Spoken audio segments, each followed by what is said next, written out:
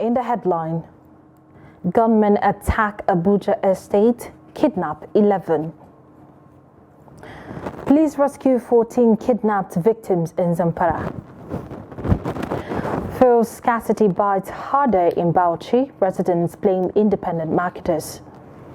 And lastly, on the foreign scene, one dead as Cyclone Freddy lashes Mozambique for a second time. Hello and welcome to the news update on Trust TV. I am Mardia Umar. Thank you for joining.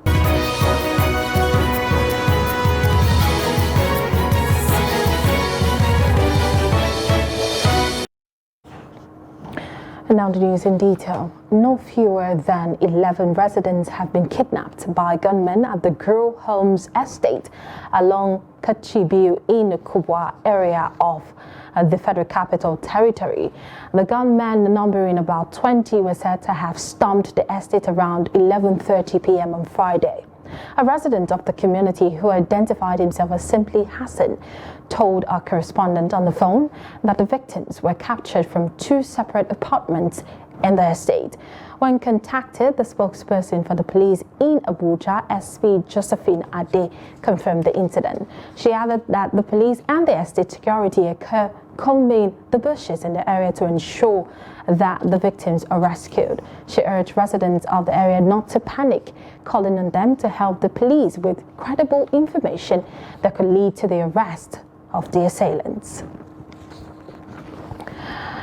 Karumbo Kahugu community in Nera local government area of Kaduna State was on Friday thrown into mourning and confusion as suspected terrorists invaded the area. The gunmen killed the son of Baptist Church resident pastor in the community and kidnapped his wife and 3 others. The vice chairman, Kahugo National Development Association, Peter Mukaddes, who confirmed the incident, said the assailants invaded the village and went straight to the clergy's residence. The police public relations officer of the Kaduna Police Command, Muhammad Jalige, could not be reached at the time of filing this report. And the Zamfara State Police Command has rescued 14 kidnapped victims who have been in bandits' camp for 68 days.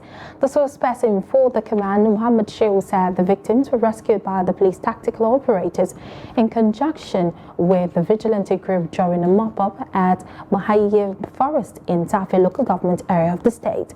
Shehu maintained that in the course of debriefing, the victims informed the police detectives that on January 1, 2023, at about 11 o'clock in the night, a large number of suspected bandits armed with 4 sophisticated weapons stormed Angwermagoro and Gidam Maidawa villages in the Gusau local government area and abducted them to their camp where they spent 68 days. The State Commissioner of Police, Kolo Yusuf, congratulated the victims for regaining their freedom and reassured that the police would remain committed to protecting the lives and property of the residents. And terrorists numbering about 30 on Saturday morning attacked Majifa community in Kankara local government area of Katsina State, killing about 15 people. An eyewitness from Majifa village said the terrorists riding on motorcycles arrived the village shooting sporadically and threatening to kill anyone who attempted to escape. Residents who spoke to Trust TV in Katsina said hundreds of women and children have fled to other towns and cities for safety. Hundreds of domestic animals were rustled in the process, while several shops were looted by the terrorists. Residents of Majifa and the neighboring communities are calling for the deployment of security operators to help in securing the area. Attempt to get to the police spokesman in Katsina proved aborted.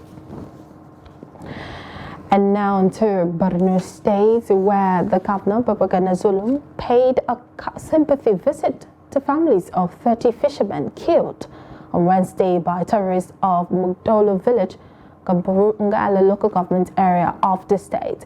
The killed fishermen from the local government area had gone fishing in the village but were ambushed and killed by terrorists. A statement from the special advisor to the governor of media and strategy, Issa Gusau, on Saturday said Zulum met with the bereaved families at the palace of the Emir of Dokwa, Ibrahim bin Ibrahim El-Kanami. The governor, who presented relief materials to each of the deceased families to support them during the mourning period, also assured them of further assistance. Responding on behalf of the families, the Shehu of Dokwa appreciated the governor for the concern and commitment to the welfare of the people. The Delta State Police Command has confirmed the assault on a police officer by officers of the Nigerian Navy in a trending video on social media. In the 1-minute 30-second clip, an assaulted officer was seen moving about restlessly inside the premises of the police station, with angry colleagues appealing to him to stay calm. The incident happened at Eneran Police Station near Warri, and the unidentified officer's face was bloodied and his police uniform was partially torn. Efforts to get to the reaction of the military authorities in the state proved abortive, as no official was willing to comment on the issue. But the Delta State Police Public Relations Officer Bright Edafe confirmed the incident in a telephone conversation. According to police spokesperson, the incident occurred at the Eneran Police Station in Warri area. He also assured that the matter is being handled by the top officials of the police command and the Nigerian Navy. And moving on to Bauchi State now, where commuters have accused independent marketers of Premier Motor Spirit of aiding lingering fuel scarcity by undermining the effort of the federal government towards making the product available. They spoke with Trust TV at one of the filling stations within the metropolis while trying to buy fuel. The report. Despite government subsidy on petroleum motor spirit, many Nigerians believe that there are some that are bent on ensuring that the fuel crisis persists. Some commuters in Bauchi allege that independent marketers are behind fuel problems in Nigeria.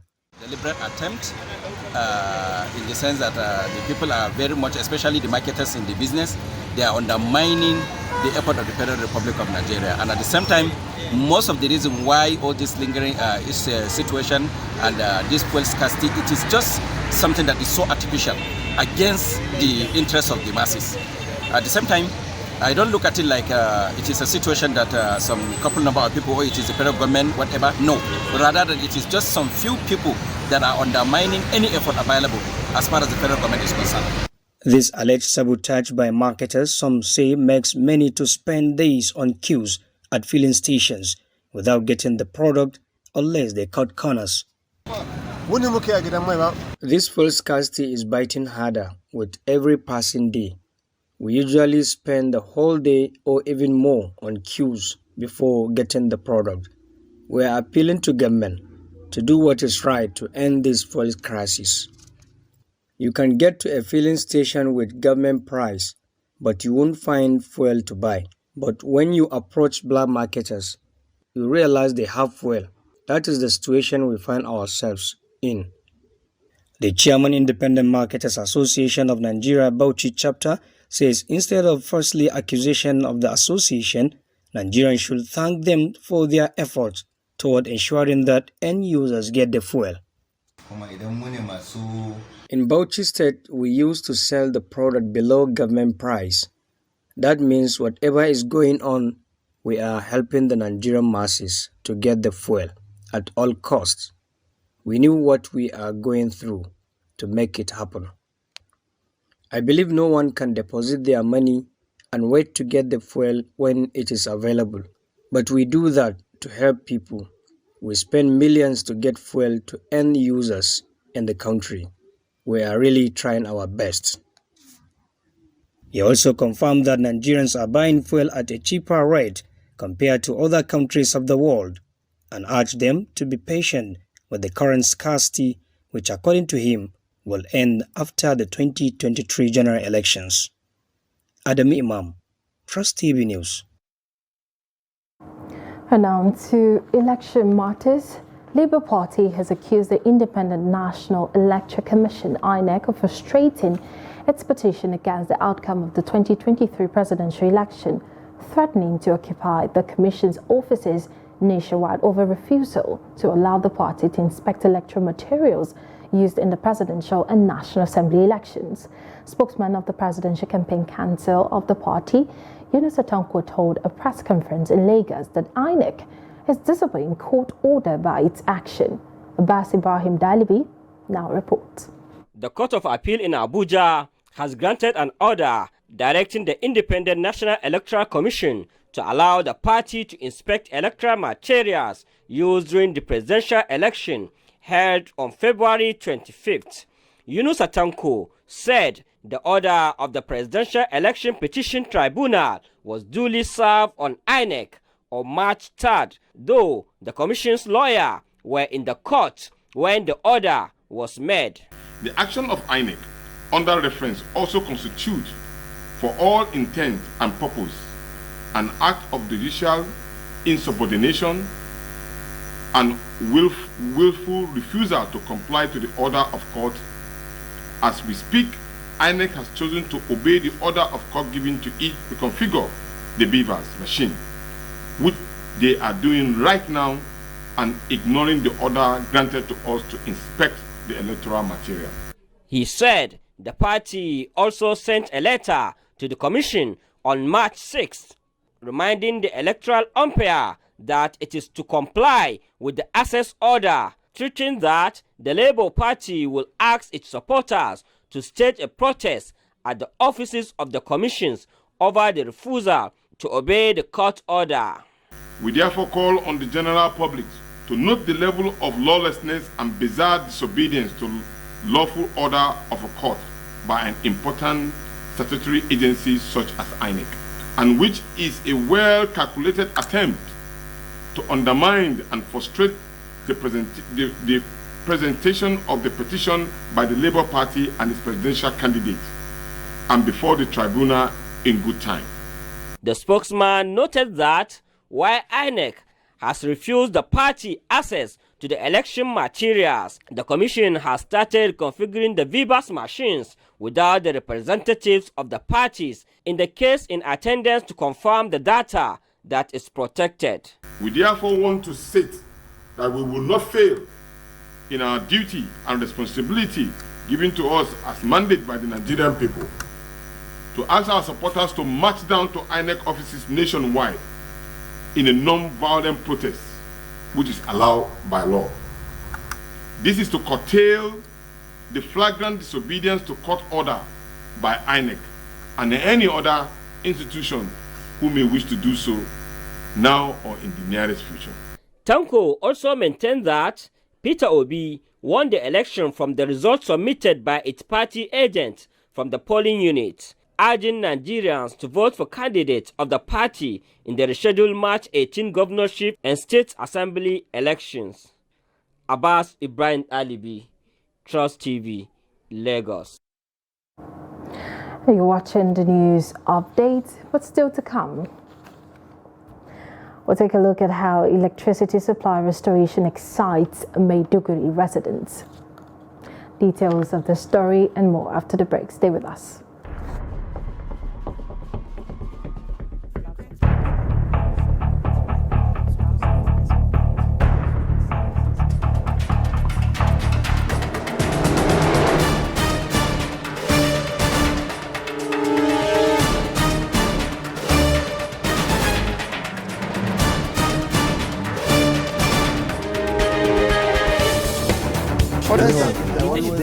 That's great.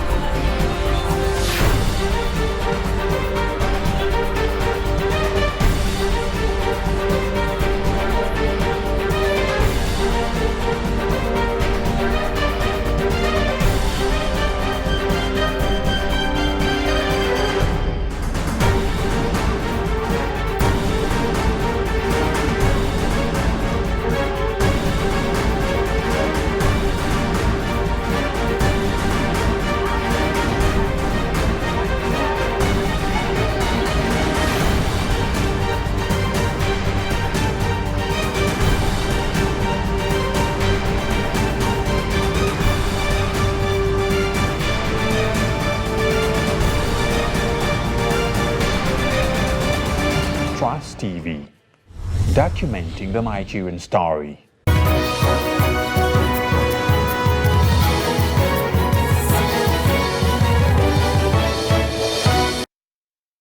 Welcome back. If you're just joining us, this is the news updates on Trust TV. A recap of our top stories.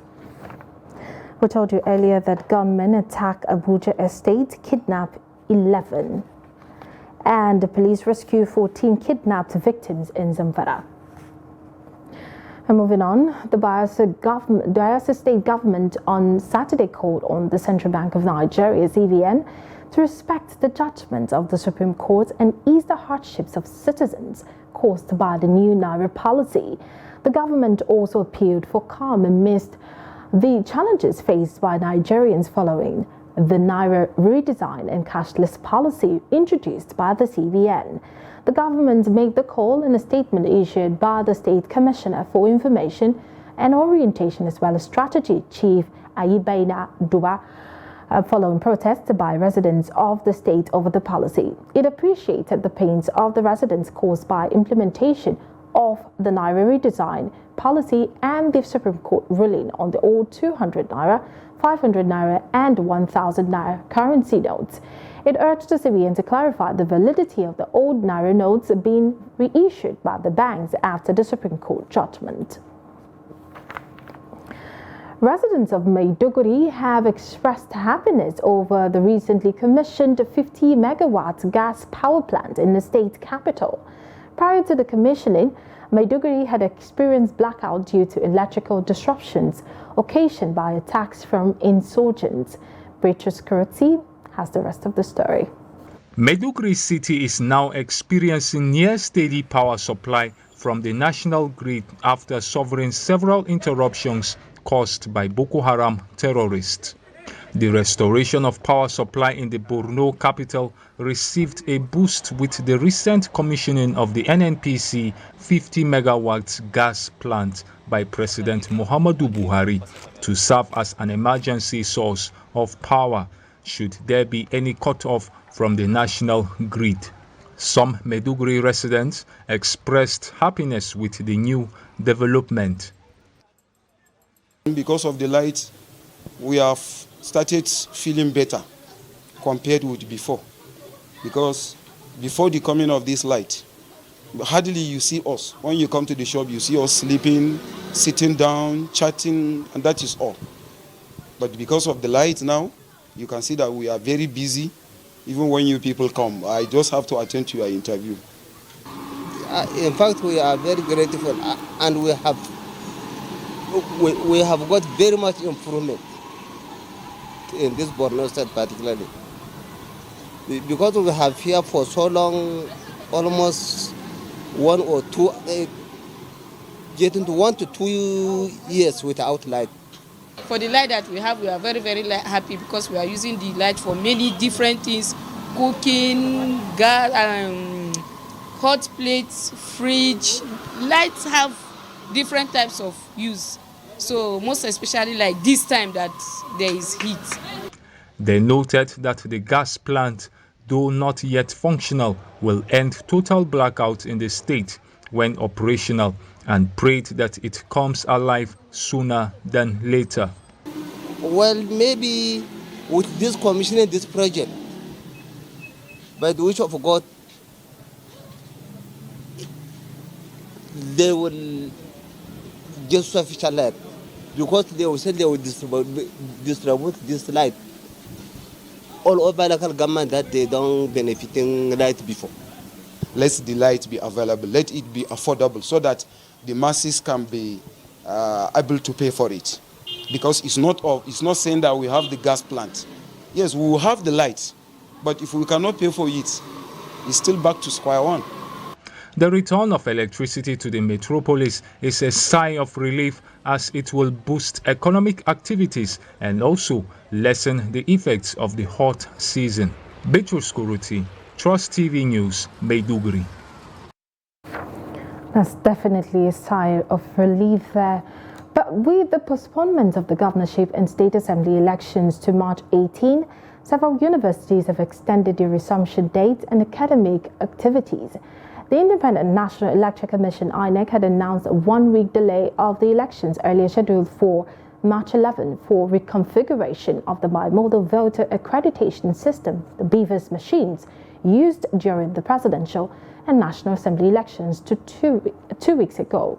In separate notices, students and staff of several universities were informed of the new resumption of academic activities.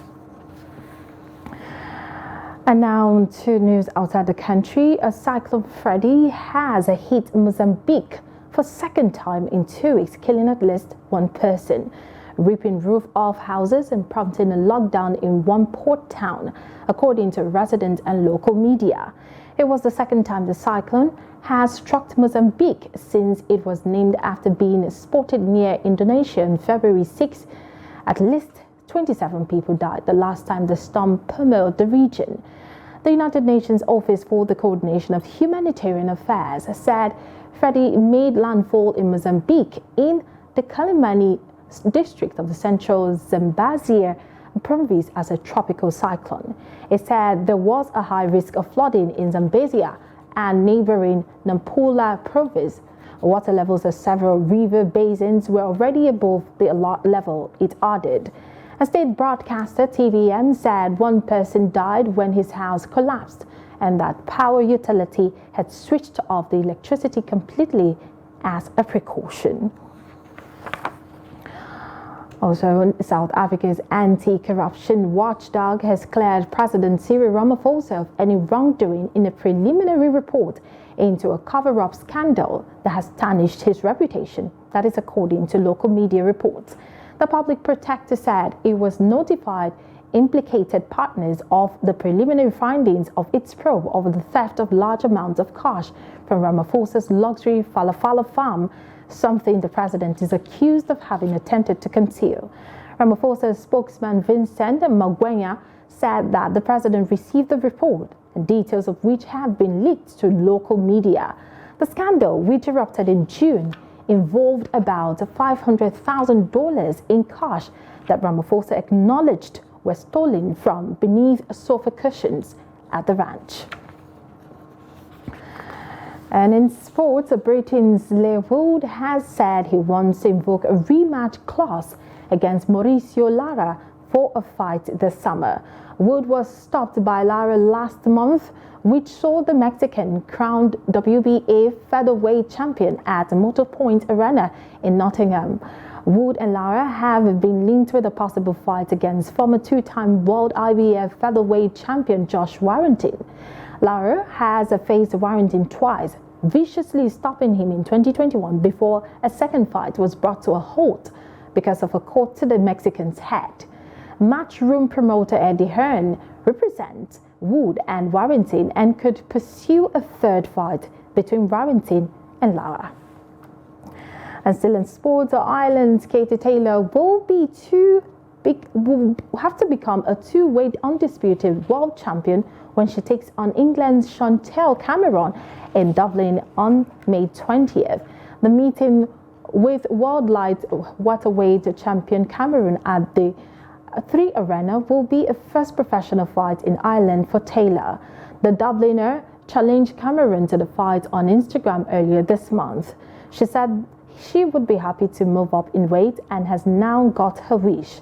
Taylor, the undisputed lightweight champion, was set to face Amanda Serrano in a world title rematch on the 20th of May, but the Puerto Rican pulled out because of injury. And with that, we have come to the end of the news update at this hour. You can follow us across all our social media platforms for more. I am Martia Umar on behalf of the news crew. Thank you for watching.